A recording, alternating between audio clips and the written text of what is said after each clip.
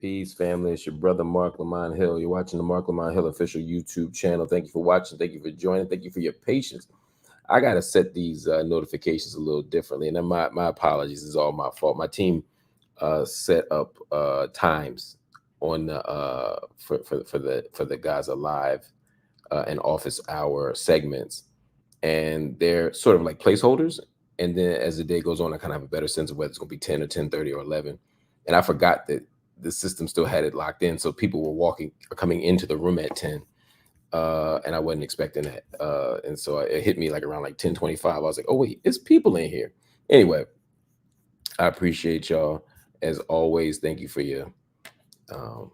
for your generosity. Thank you for your love. Thank you for your loyalty. Thank you for your consistency.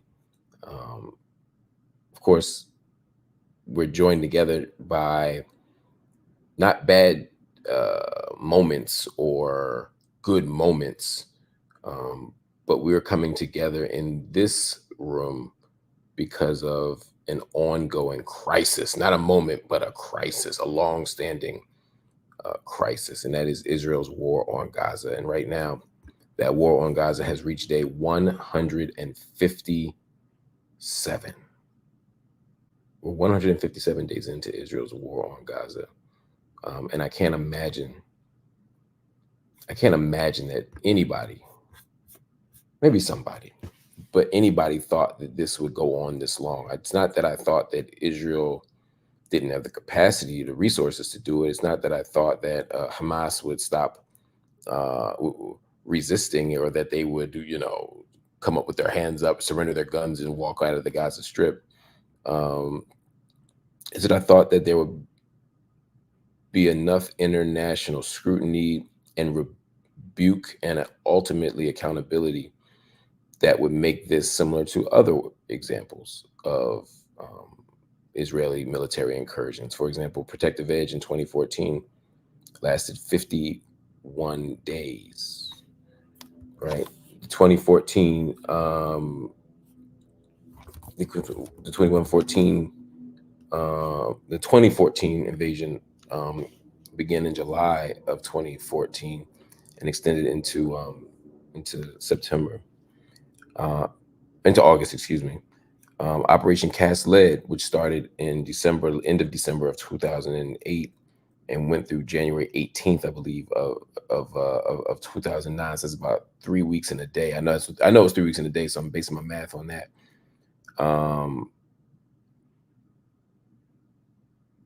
That's what I thought. Went from 21 days to 51 days. Maybe we see 80 days, 60 days, maybe even 100 days. 100 would have been a very high number for me. But instead of 100 or whatever, we're looking at 157 days, and we're not necessarily approaching any end in sight for many people. As we talk about updates on Gaza, for many people, the month of Ramadan represented an unavoidable red line, an unavoidable stoppage, an unavoidable interruption of the military action. People said there's no way a war that starts on October 7th could extend into the month of Ramadan. That will require this to go 5 months, which it has. This would mean the almost complete devastation of the Gaza Strip, which we've seen. The built environment, hospital, schools, mosques, museums, churches, archives, monuments, all of it.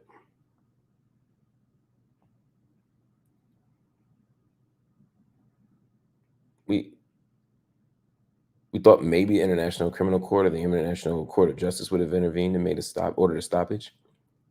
They didn't. But even if they had, Israel likely would not have listened, according to the Israeli government's own words. What's my point? My point is, there's no way, as we enter the month of Ramadan, without a a war stoppage, without a ceasefire, even a temporary ceasefire, without that, in Ramadan, which was again, it seemed like the natural, inevitable endpoint, or at least pause point. Without that, there are just simply no red lines. There are simply no can't do's. One of the things that many of us thought was that um,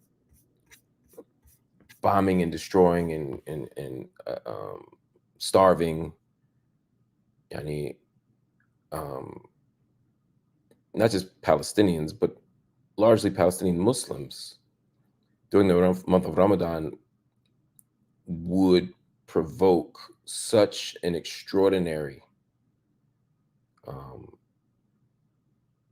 response of anger and disgust and outrage by the Arab countries around the nation, around the region, and the Muslim countries around the world, that just for Israel's own self-interest, they would pause during the month of Ramadan. But they haven't. And there's no indication that anything is going to change. So what do we do? What do we do in this moment? Well, for one thing, we got to keep fighting. We got to keep organizing. We got to keep resisting. This is a crisis. And we have to use all of our resources to put a spotlight on this crisis and to try to produce some kind of interruption of violence using diplomatic means, political means, using all of our intellectual capital, our human capital, and also our journalistic, our media outlets, our media arm, our media institutions have to do their part as well. Unfortunately, corporate media, mainstream media in the West has done the exact opposite. It continually absolves and excuses and ignores the genocidal, brutal, and illegal actions of the Israeli government. So our job is to step up and do something. Our job is to step up and say something. Our job is to provide information where there isn't any, to provide clarity where there is confusion, to give details where there is ambiguity. That's our job. And we're going to do it every single day, at least on my channel. And so that's why I'm here today, y'all. Couple updates here from Israel's war on Gaza. Again, day 157. Today, according to Al Jazeera Arabic, Israeli forces launched attacks on the city of Rafah. Again, y'all probably know the geography of Gaza as well as anybody now, but Rafah is in southern Israel. And this was at the Nusrat refugee camp, which is in the central part of Rafah. I'm sorry, in the central part of Gaza. So it's in, they launched attacks in Rafah and they launched attacks in Nusrat refugee camp. Forgive my misspoke. That is a big deal. That is a big deal. We'd already seen violence in Deir al-Balah. Deir al-Balah is very close, 15 minutes, maybe 15 minutes from Deir al-Balah. And Nusrat and Deir al-Balah are like maybe 10, 15 minutes from each other. And we'd already seen violence there, and now we're seeing the violence in the refugee camp, which is not uncommon. We're also seeing the refugee camp, the violence emerging in Rafah. Israeli military action has long been planned in Rafah. A ground invasion was something that every government organization, it felt like, not literally, but it felt like it. And certainly most human rights organizations, and absolutely the UN, among many others, said that any kind of significant ground invasion, any kind of military action in Rafah would result in a humanitarian disaster. Why? Because Rafah is overcrowded. Rafah is a city that has a population of about 250,000. Right now, there's like 1.5 million people in it. Imagine that, 5 times as many people. And it's not like these people are crashing with family members. These are people who are unhoused. These are people who are disconnected from family and resources. These are people who don't have food, clothing, or shelter. Many of these are young people who have lost one or two parents. Some don't have any guardians. This is the context. And yet, Israel continues to persist based on the argument and the premise that they must invade Rafah in order to do what? To rid the country or the enclave from Hamas. What seems more likely is that by funneling all the people from the north down to Rafah and applying significant pressure in Rafah, that they can ultimately push people into the Sinai, that they can push people out of Gaza and into Egypt. And of course, despite their claims that they'll let them back when everything is copacetic, we know, based on every settler colonial logic, every imperial precedent, and the specific history of the state of Israel going back to 1948, that anybody who gets pressed out of Gaza will not be allowed back. So this is all part of what's going on in the enclave right now. Other stories, according to local media reports, Israeli military forces bombed a home belonging to the Ashur family in Gaza City's Tel El-Hawa neighborhood. They bombed a home belonging to the Ashur family in Gaza City's Tel El-Hawa neighborhood. The bombing killed at least 10 people. It killed at least 10 people. Tel El-Hawa is an interesting place, if you care.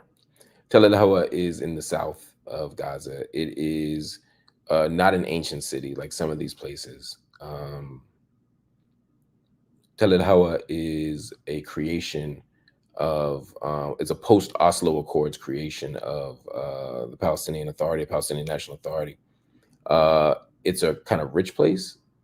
It was the site of several major bombings in recent years, recent months. Forget years, yes, years, but also months. The Islamic University in Gaza, the Interior Ministry of the Palestinian National Authority, they're both positioned there. It's kind of a fancy place. Of course, you all may remember a month ago, almost to the day, a month ago yesterday, Hind Rajab, that's a 6-year-old girl who was trapped in the car with her family after her family had all been killed. And she called the PRC, the Palestinian Red Crescent. Yeah, she was found dead, along with the drivers of the ambulance that came to go find her. So Tel El-Hawa has been the site of so much state violence, so much just gruesome acts of state violence and brutality,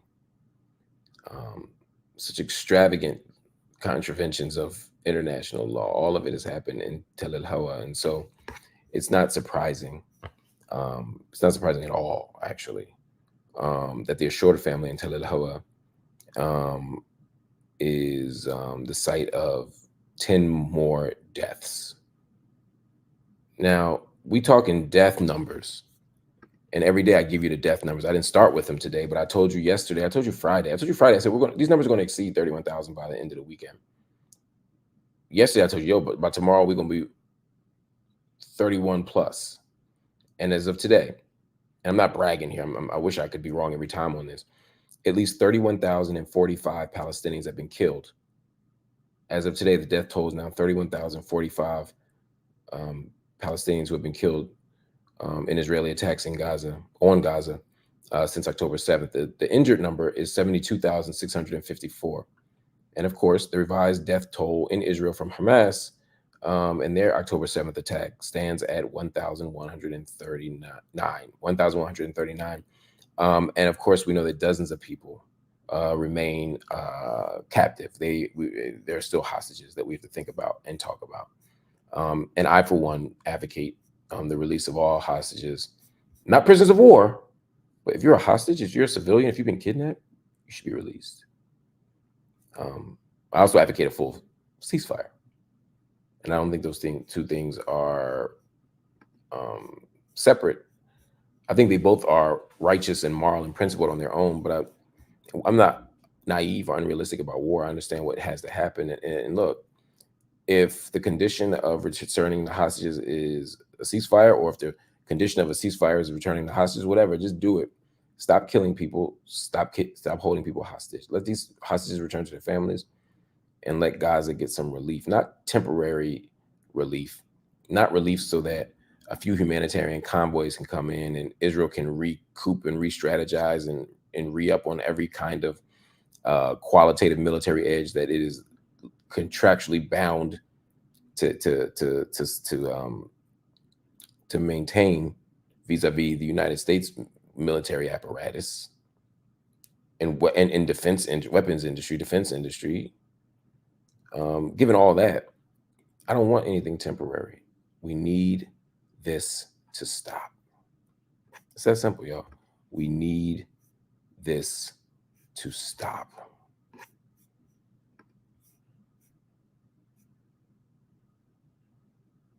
On Sunday, yesterday, Prime Minister of Israel, Benjamin Netanyahu, claimed that 13,000 terrorists were among the Palestinians killed in Israel's war on Gaza. He also pledged to press ahead with an offensive in Rafah. So what you saw today in Rafah, what you saw today in Tel El-Hawa, even, because Tel El-Hawa ain't far from Rafah, what you saw is the beginning stages of what could be an all-out ground invasion on the Gaza Strip. Right now they're 1.4. I said 1.5. They're saying media sources that I trust, maybe, are saying 1.4 million people are sheltering there. Now, Netanyahu claims that they have killed 13,000 terrorists. Now, when they say terrorists, they just mean Arabs. When they say terrorists, they just mean Palestinians. When they say terrorists, they just mean anybody who is brown and over a certain age. They're saying, well, you must be part of Hamas. You must be a terrorist. You're blah, blah, blah, blah, blah. So I'm saying that to say it's really important that we not believe or not accept any framework, any data without scrutiny. I trust the Gazan Health Ministry's numbers that say 31,000 people have been killed, along with the 8,000 who remain under the rubble. Why do I trust that? Well, because the Palestinian Health Ministry is proven to be accurate and reliable. It's just a fact. People say, well, you're going to trust Hamas's data. It's not Hamas. Hamas doesn't control the Palestinian, the Gazan Health Ministry.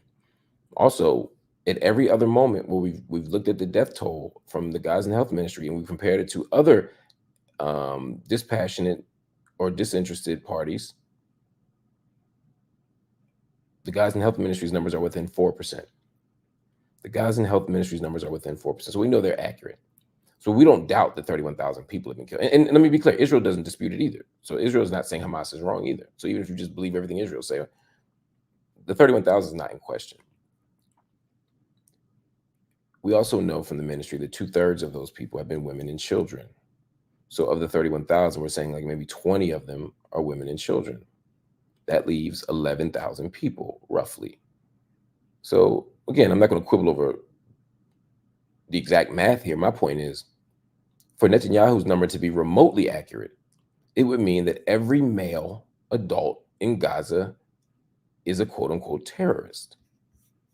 Now, what makes this really tricky and problematic, but honestly, it kind of tracks, is the fact that in previous wars, Western nations, and particularly the United States, have made similar claims. When we've talked about the killing innocent civilians as we look for the Taliban, The U.S. government said the same thing. We're not committing war crimes. We're only killing terrorists. We're only killing the Taliban. Word. Okay. Well, how do you know somebody's in the Taliban? Well, we consider anybody over 16 in the region to be an enemy combatant. You understand? I'll say that again. The U.S. government says their policy at the time.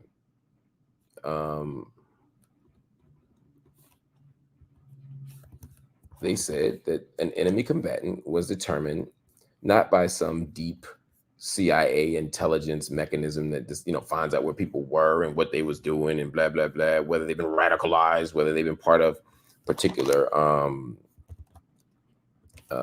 networks or social or military or political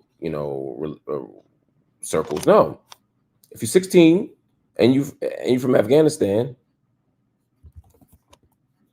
you're an enemy combatant. So yeah, that means that if I blow up a high school, if I kill a whole senior class, if George Bush decides to blow up a senior high school in Afghanistan, he could say they were all enemy combatants. They all meet our status. Now, that's not a universal status, right? But the kind of extraordinary legal status of the enemy combatant, which was created by the Bush administration, was something that, anyway, we could go on and on. I don't want to get too much in it, but Taliban membership was determined by age and location. And it seems that Netanyahu was taking a page out of that same playbook. So now suddenly, basically saying every dude we killed was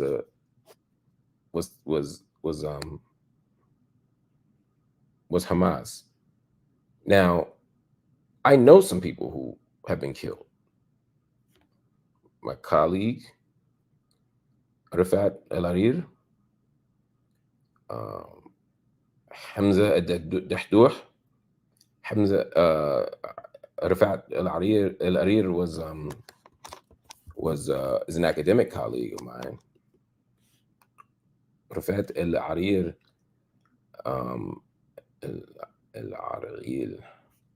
he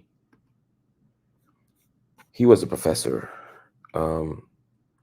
He was a professor.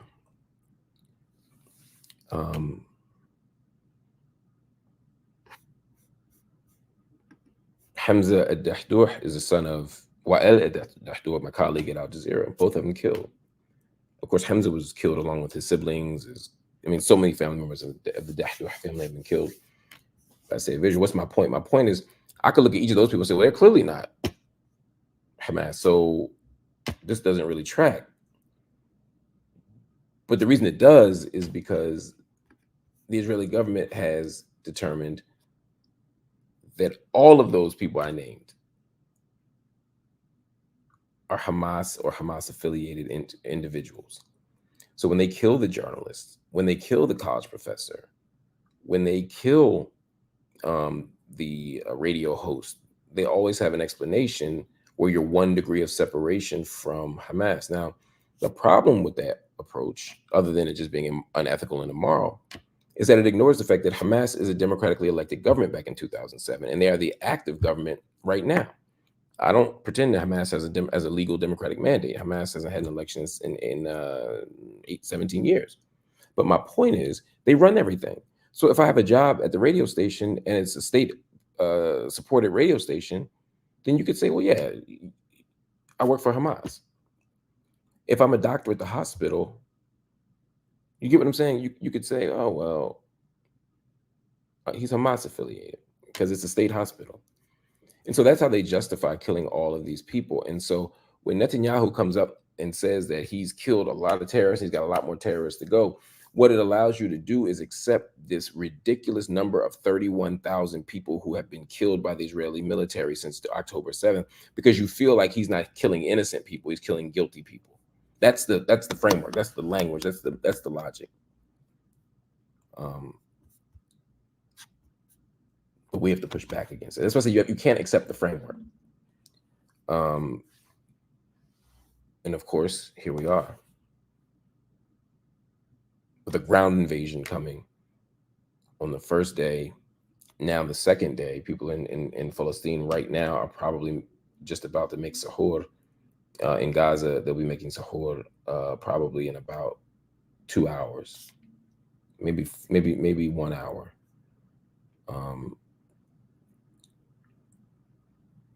Anyway, this is tough. There's some other issues around the region that are connected to this. A ship carrying 200 tons of food that was supposed to go to Gaza has remained docked in Cyprus on Sunday night due to technical difficulties. Might seem like a small deal. It's a small delay. People are starving. 25 people have died of malnutrition and dehydration. And you got 200 tons of food docked in Cyprus. And I don't know how long it's going to be docked there, but I'm interested to find out. The United Kingdom government pledged 117 million pounds. That's about $150 million to protect Muslim communities amid a surge in anti-Muslim attacks following the outbreak of Israel's war in Gaza. So they're saying that what's happening in Gaza has impacted Muslim communities domestically in the UK. President Biden said the suffering of the Palestinian people is at the front of his mind. U.S. President Joe Biden has said that the suffering of the Palestinian people is at the front of his mind as Muslims around the world begin observing the fasting month of Ramadan.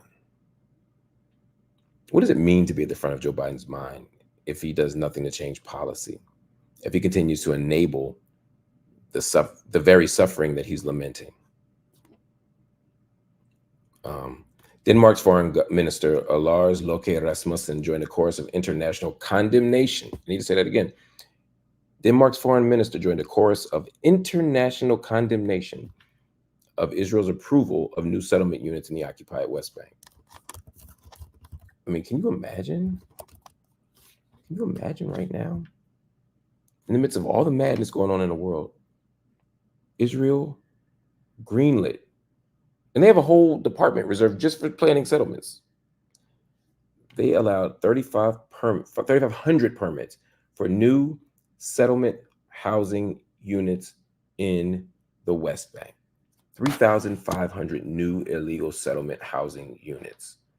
Do you know how heartless and cold you got to be to do this during this time? And they're going to say, well, we have to do business as usual. We can't allow the terrorists to stop us. Well, we've been through all of that before, but just at the basic level, this feels like another provocation. Like what they'll do now is prepare for the inevitable resistance in the West Bank. Now, will it be the kind of resistance we see in Gaza? Probably not. There is some Hamas in the West Bank, but they don't have the kind of control over the region that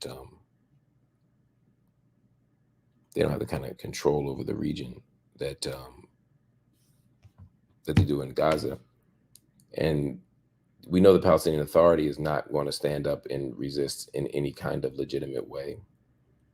You know, you can say what you want about this group or that group, but the PA and the PLO in particular has done nothing but lose the support, lose the confidence, lose the trust of the Palestinian people. And this is why people feel like they're feckless. And so if there's no diplomatic solution and there's no legal solution and there's no military solution, and there isn't, to this matter, at least not from the PA, then what happens? You see everyday, ordinary Palestinians in the West Bank and in East Jerusalem probably, and maybe even some from 48, some from inside of Israel who will come and help. But you're going to see more violence in the West Bank is my point. You're going to see more Israeli settlers launching attacks. You're going to see more coordinated attacks from the Israeli government with the help of the Palestinian Authority. You're going to see more Palestinian police invade and harm, or at least enable the harm of Palestinians in the West Bank. This is a mess. This is a mess.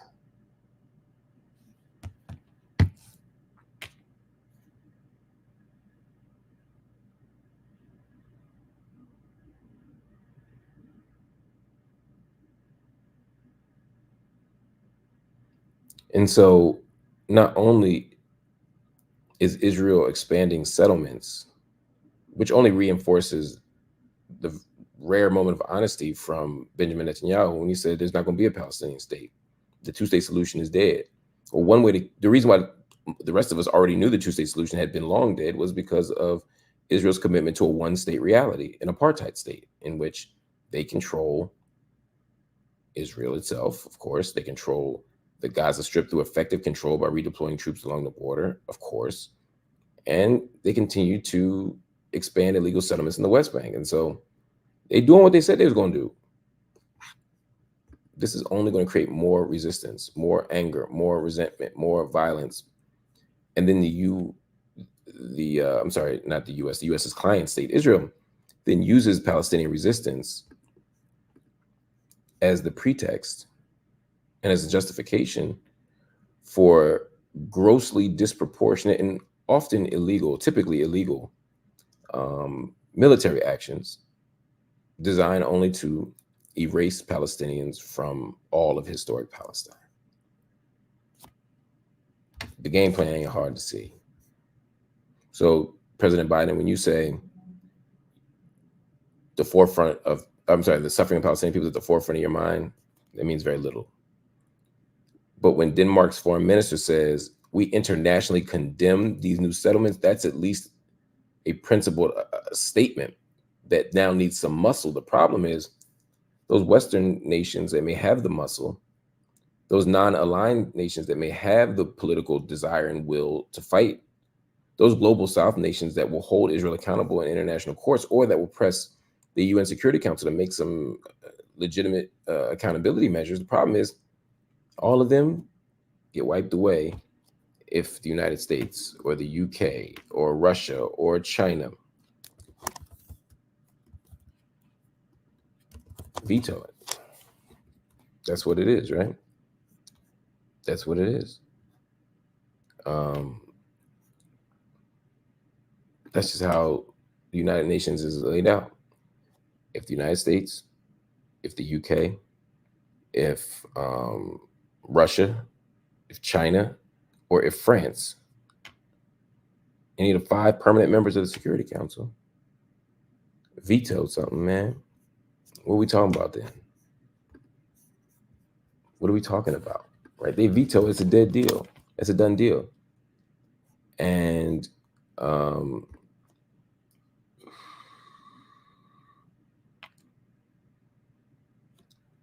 doesn't matter. I don't say it doesn't matter if the non-permanent Security Council members aren't irrelevant. They're not unimportant. But the 5 permanent members have the ability to veto. And I promise you, the U.S. every single time vetoes. So there's not even a space for accountability. Anyway, Antonio Guterres, who is the Secretary General of the United Nations, he has been challenged by Israel's ambassador to the United Nations to resign. Why? Because Antonio Guterres, has condemned Israel for civilian killings. And he has also called for a ceasefire. So Israel feels that, once again, the United Nations is not playing fair because they had the audacity to say, hey, stop killing civilians and maybe stop waging war.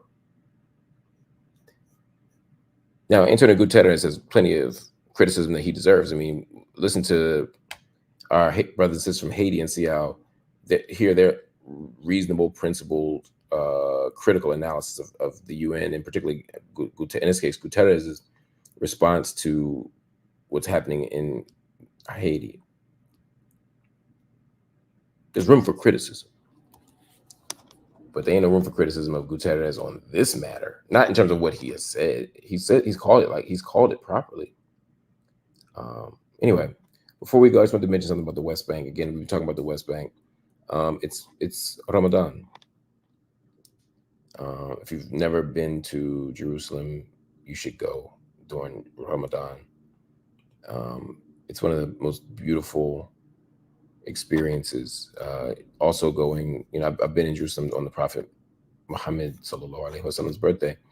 Also a beautiful moment, but nothing is like Ramadan in Al-Quds.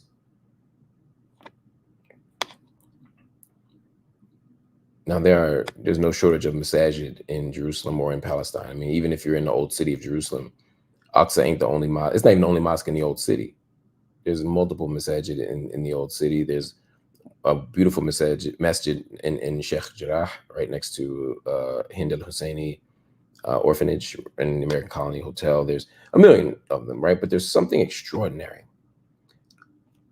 for the Muslim community about going to Al-Aqsa Mosque.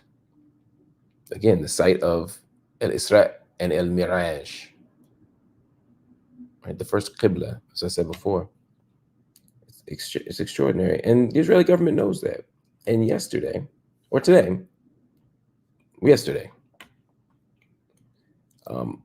Israeli military forces stopped hundreds and hundreds and hundreds of Muslims from entering the mosque. Again, you can set your watch to it. Ramadan comes, Israel creates a disruption in Haram al-Sharif compound. They either come in with sound bombing equipment. They either disrespect by walking in, in disrespectful ways with the boots on through the actual masjid. They attack people physically, or they provoke attacks that then give them the cover to do excessive, disproportionate, and again, ultimately illegal acts.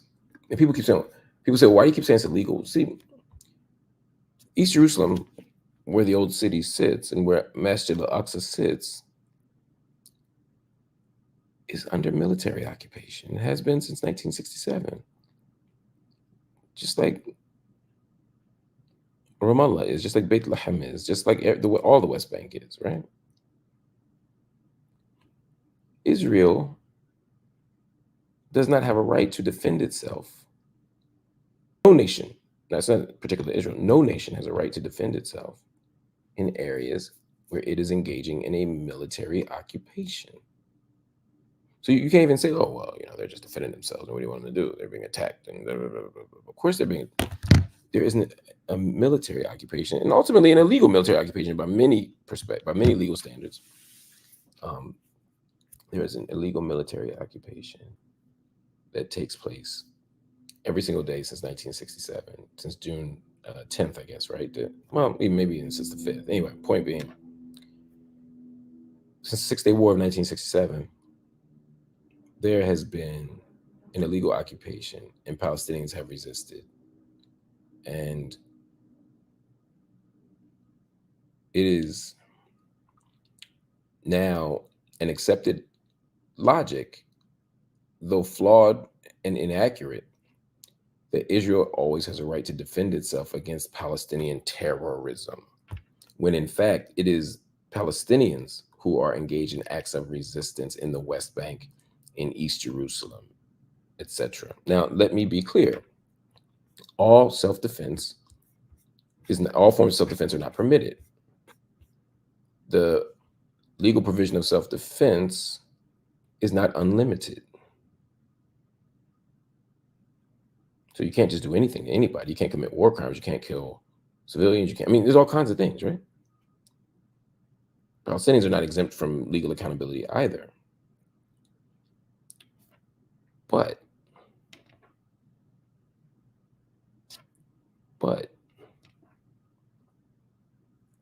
we have moved into a mode where we have normalized Israeli apartheid. And so we think when something happens, it's a Palestinian doing an act that's then responded to by Israel, as opposed to seeing Israel's very presence as an act of violence and as a provocation. When you're talking about the West Bank, when you're talking about East Jerusalem, you can't just pretend that it's normal. Anyway, I'm not going to go on and on about it.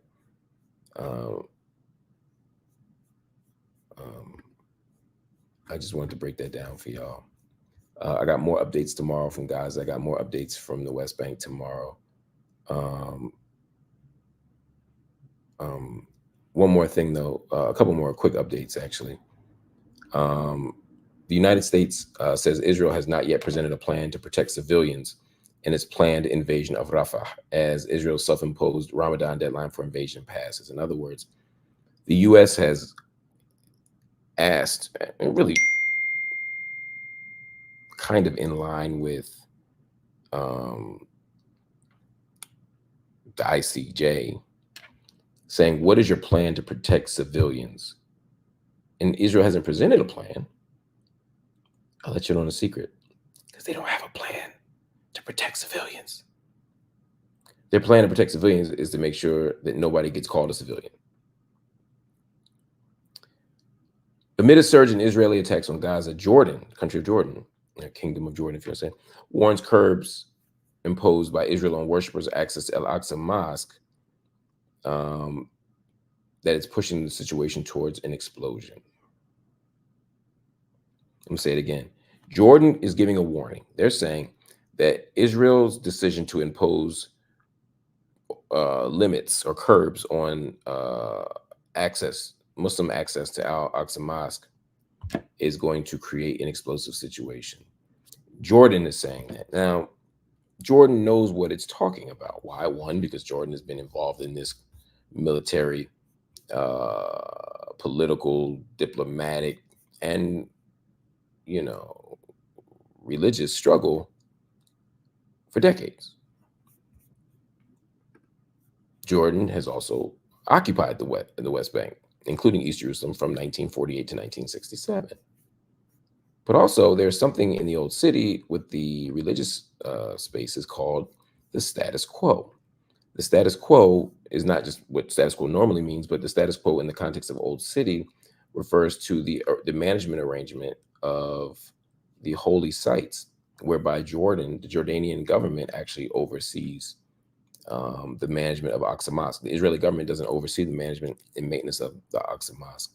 And even the communities that I often talk about, like the Afro-Palestinian community that live right in front of Bab el-Majlis, their rent, their support is offered by the Jordanian Waqf, which is a charitable trust, to which they pay a symbolic fee. My point is, Jordan is in the mix.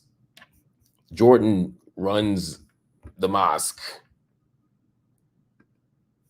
And they're saying, if you keep kicking Muslims out of Aqsa Mosque during Ramadan, it's going to be an explosion. And Israel's like, and that's the problem. They don't care. UNRWA, the United Nations Relief Works Agency, says, quote, hunger is everywhere in Gaza as Ramadan begins, and they reiterate calls for an immediate ceasefire during the holy month. Again, as does everybody. Here's an important point, though. Ismail Haniyeh. Y'all know Ismail Haniyeh. He's been in the news since October 7th alive. He's the leader of Hamas. He's the prime minister of the Palestinian National Authority. He's the chairman of the Hamas Political Bureau.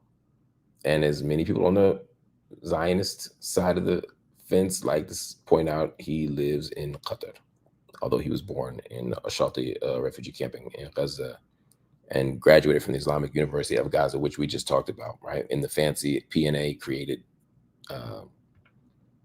area of Tel el-Hawa. Anyway,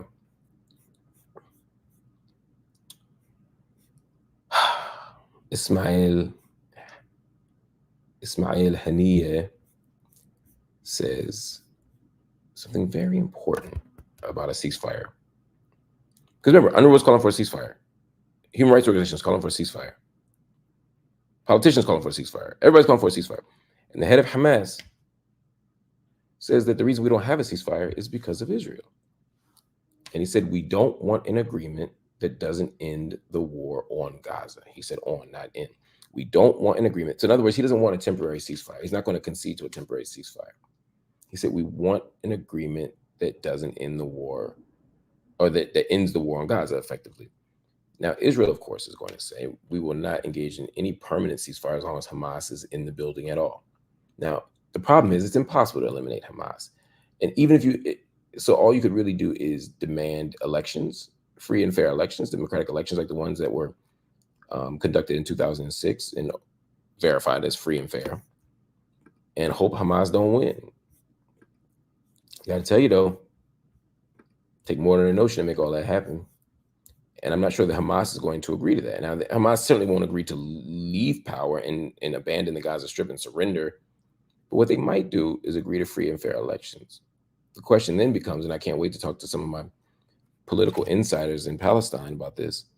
The question becomes,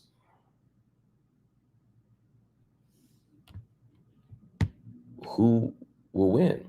I remember the last time I was in the West Bank, it's been a while now, pre-COVID. I don't go anymore. I don't travel anymore. My days are done, but I don't travel anywhere anymore. I got blood clots. I got health issues. I don't get on them long planes. But there was plenty of Hamas in the West Bank. There was certainly some love for Hamas in the West Bank. There was a lot of love for the PFLP in the West Bank, the Popular Front for Liberation of Palestine, created by George Habash, of course. There's been a lot of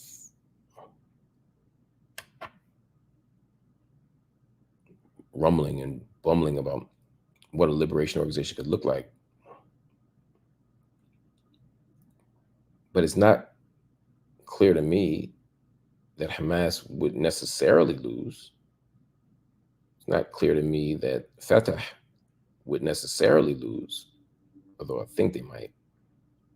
I actually think maybe the PFLP might win, but what do I know? Anyway, point being, political solutions, diplomatic solutions are desperately needed right now, and they seem very difficult to find. So hopefully, inshallah, as they say, we'll see something new. Before I go, I want to shout out a couple of y'all, man. Thank y'all so much for being so generous and so wonderful today. Bullet the Bunny, who is a veteran OG member of the MLH official family, just gifted a membership. I hope y'all saw it. I hope y'all grabbed that thing up. Michaela Lewis did the same thing. Shout out to you, Michaela, for gifting 10 memberships. That is so beautiful, so extraordinary, so generous. I'm so grateful. Thank you. Asia Wilson, or maybe Aja, but I think I'm going to say Aja. I'm going to say Asia. You tell me if I'm wrong. Asia Washington became an official YouTube channel member. The Blind Truth said, "Hey, Mark, you spelled it with a K, but I still love you anyway, brother. I'll just see you next time. Hey, Mark, appreciate all you do for the struggle. I'm a blind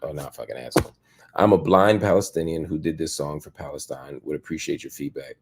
Much love. It's on my channel and it's called 9 Letters. I'm going to check it out. Everybody, make sure you check out The Blind Truth. Check out this song, The Blind Truth. I saw the name. I didn't realize it was because you actually were blind. So I sound like a jerk. But we'll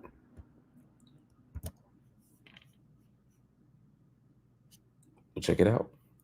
Thank you for your generosity as well.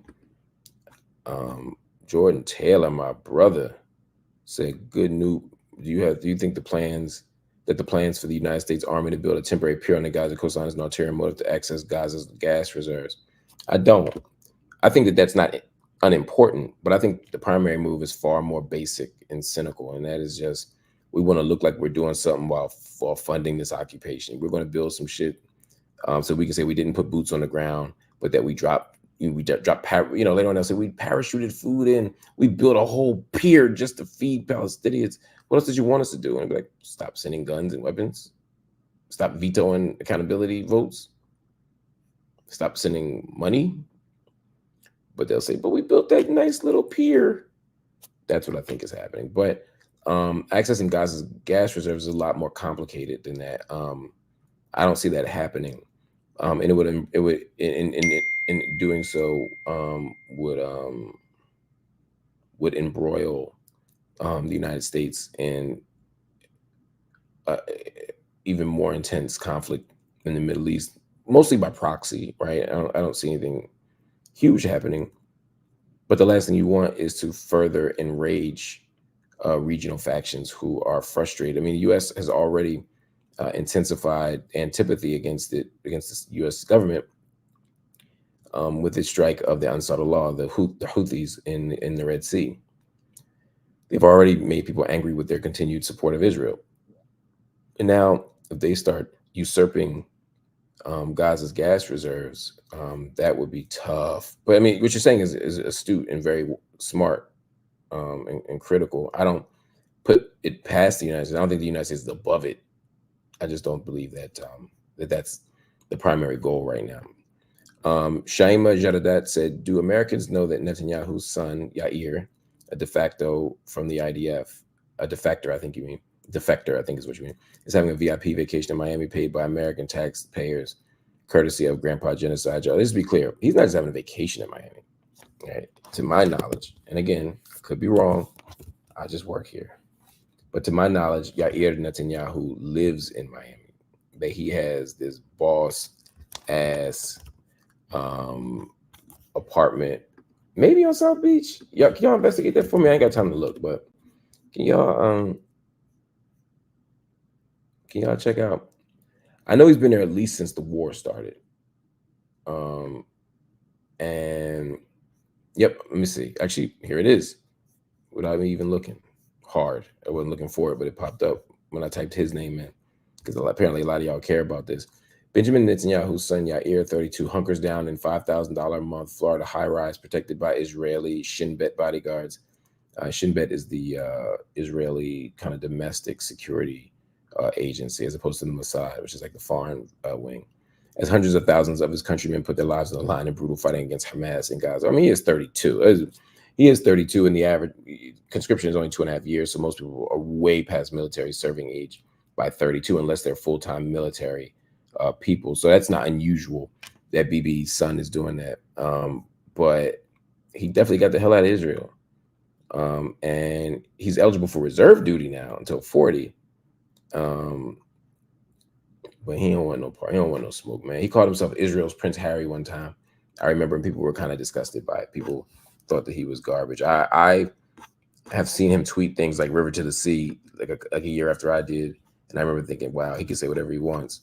Of course, he was talking about Israeli settler colonial violence, but yeah, it is what it is. But yes, so I guess technically it is a vacation, but he's been there for at least, I want to say at least 3, 4, 5 months. Shaima, I don't know if that's his permanent home now.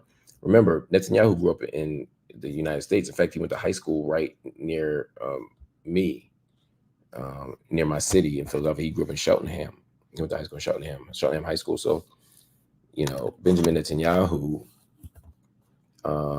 is very familiar with U.S. and U.S. luxury. He is a United Statesian before anything else. So you just gotta know that. You know. Anyway, we'll talk about the Netanyahu legacy and the family, and they're the Melikowski family is actually who they are. Netanyahu is a name they took on later as part of the kind of Hebraicizing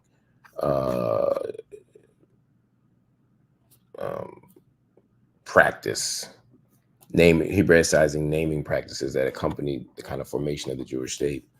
And look, people can change their names, they can do whatever. That's not a diss. I actually don't have an issue with him changing his name at all. But it also can obscure their roots in Europe, which is what a lot of times people don't want to do. That is to reveal their roots. They want to kind of frame this as we've always been here, we never left, as opposed to we're immigrants who came here, and that the Milikowski family came. I mean, his father was born in Warsaw, was he not? I don't know. We'll look it up. Y'all look it up. Y'all fact check that for me. But the point is, Netanyahu and his family are some interesting people. Politicians in general are some interesting people, and he's no different than any other politician, any other head of state that I've ever met. I don't got a lot of patience for politicians. Jeffaholics, Anibadik Feek, Ramadan Mubarak to you, Jeffaholics. I appreciate you.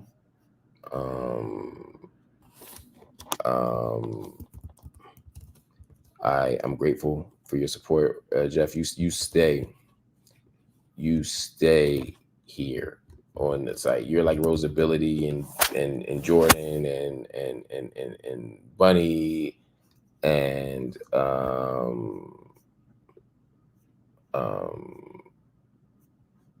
so many other people who show up every night or most nights, and I'm grateful. So, you know, Ramadan Mubarak or Khair Mubarak to you, my friend. I appreciate you more than you know. Brianna Chambers, thank you for your education. I'm trying, sister. I'm trying to just educate the masses. We're gonna do office hours too right after this. I'm just not even gonna. I'm literally going to just log out and log back on if y'all still up for it. How many people here want to do office hours right now where you can ask me questions? I just want to finish reading the shouts out here. To Elvis's cat, $4.99. Ramadan Mubarak, Khair Mubarak to you, Elvis. Thank you for the love and support. Adabeka, thank you for your generosity and your love. Got a new member in the building, Rachel Boyer. Thank you for joining the channel, yo. We appreciate you. Welcome to the family. It's like you joined the cult, man. We real tight around here. We love each other, man. We show a lot of love and support. So welcome, Rachel. Michael Angelo, Robert A. Wood says, Robert A. Wood, the alternative U.S. ambassador, has blocked every ceasefire resolution. He is a stone cold Zionist who wrote the S book on Israel. He looks Afro-American. Don't be deceived. You know, I don't put a lot of weight on individuals, you know, when it comes to these kinds of matters. Robert Wood is part of a long string of Black faces in high places that have been used to obscure the gross violence of nation states. It's not uncommon at all. They love to get a Black person stand up there and vote veto. It makes the imperial action look more fair and just if you get Negroes to do it. It just makes it look better. Makes it look more reasonable. It's wild. Anyway, you're right, Michael. We are not deceived by his Blackness. But I'm also not blaming the ceasefire veto on him. You can't get in that position unless you're going to veto it. What I'm saying is that's the state position. So it doesn't matter who's in that office. They're all going to do it. So I'm just honest about that, I guess is all I'm saying. You know, we can reduce it to a person. Doesn't mean he's off the hook. He should just not take the job. But yeah. Anyway, Alexa Jones, live and let live for God's sake. Thank you for joining the channel. I'm so grateful. I'm so grateful. I love when we get new members. And we got a bunch of new members today. We got a bunch of donations. We got a lot of love here. Everybody, make sure you join the channel if you can. Hit the join button, become a monthly subscriber to the channel. Also, you can support the channel by going to Cash App. Just go to MLHTV. Yo, we got 300-400 people on here right now. If everybody just gave $3. Everybody who is live right now just went to Cash App and said, I got $3 in my pocket. We all got $3 in our pocket. Not everybody, but if you got $3, or if you got $2, that's fine. And if you know somebody only got 1 or 2, maybe you put 5 in. But if everybody gave $3 right now, we'd be able to pay our bills, keep putting out content. You saw today. Thank you, Levon Brown. Khair Mubarak to you, brother. You saw today I put out the video about Dr. King. I got another one coming out tomorrow. It's just what we're doing. We're gonna keep putting out content, no matter what y'all do. I'm put content. If I don't get a penny, I'm gonna still make this content. I'm not gonna lie to you and make you feel like the channel's gonna close if you don't donate. You can donate or you can not donate. I want you to donate because we need the support. That's right, free Mumia. And part of the money and the resources coming in, by the way, are for Mumia Abu Jamal as well. You can mark your cash apps for him. He's a political prisoner, so he needs support. He needs legal defense. He needs daily needs met. But we're gonna make it happen no matter what. because we take care of us. We provide for us. We do for self. But if everybody gives a little, nobody has to give a lot. That's how I see it. Appreciate y'all. Jordan Taylor again coming through, pulling me out the cut. Always love you, my brother. Shia or Shia, I'm not sure. Beth Evans, I think Shia, but we'll find out. I appreciate you. Thank you so much. Thank you so much. Thank you so much for all of the support. And now, not only are you a member, but you, Shia, I got it right. Okay. Not only that, but you're giving out a membership for somebody else. That's so generous and so wonderful. See Shot in the building as always. Love you, appreciate you. Rose, welcome to the fam. Welcome to the fam, Rose. We love you. We appreciate you. Thank you for joining. Love to see this generosity and commitment to the content. I feel the same way, yo. Thank you so much. Change Wave Media. Thank you. Thank you. Thank you. Thank you. Thank you. Thank you. Thank you. Again, the support goes deeper and wider and is more appreciated than I could ever articulate to you. Thank you so much. Arabica gifted a membership for somebody. Oh my God, y'all showing up and showing out. Julia Cassidy, my friend, my family, my longtime colleague, my longtime friend. She's doper than y'all could ever imagine, yo. Thank y'all for everything y'all are doing. And Julia, thank you in particular for what you do. I'm so grateful. Taleem Khan, thank you so much for gifting a membership to somebody. Somebody could join that channel now. Life is Absurd said, I'm a member now. Welcome. I'm trying to tell you, you join this channel, you ain't gonna want to leave, man. Mark, have you thought of going live with the guy? That's an interesting question. So Q Kitten, what's interesting is the answer is yes. And I've attempted to. The problem, of course, is the internet connections. I actually had a live interview scheduled this morning. I had a live one scheduled this morning, but from Bullet the Bunny, who helped me organize it, with a doctor from Al-Shifa Hospital. He's not a journalist, but he's an important voice on the ground in Gaza. And from 10 a.m., excuse me, until about 11:45, we tried to connect with him. We tried to get him on the air.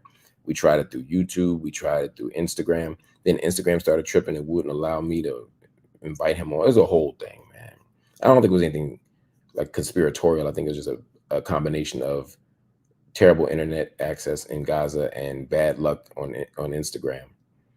But yeah, we were going to do a live one, and in about an hour, I'm going to go live actually with that doctor, hopefully on YouTube, right here where we always are. But if the internet's not working, he has used his cellular power, then we may have to do it. Actually, he can still do it on StreamYard, but IG may just be another alternative. And if it is on IG, then I'll post it. I'll edit it down and post it to the YouTube channel within 24 hours. But the goal here is to keep you connected to people on the ground in Gaza. So that's what we're going to do.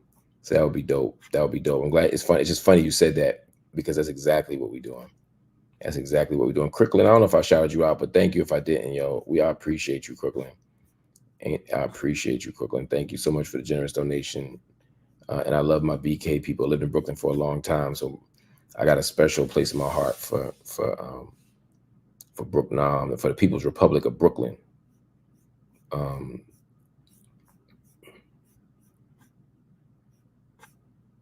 All right, family. Thank you so much again. Feel free to drop, if again, for you Cash Appers, feel free to drop something in there. Otherwise, I'll see y'all later. I'm actually going to jump right back on. When I say right back on, I mean like I'm going to hang this up and I'm going to enter the new room in 30 seconds for office hours. I'm going to take about 5 or 6 questions live from you on any topic you want. It don't got to be Palestine. We're talking Palestine for 1 hour and 5 minutes, so don't feel like we have to keep talking Palestine. We can talk about domestic politics. We can talk about life. We can talk about sports. We can talk about whatever you want. That's what makes office hours so dope. They're your questions for me. I'll see y'all over there in just a second. Peace.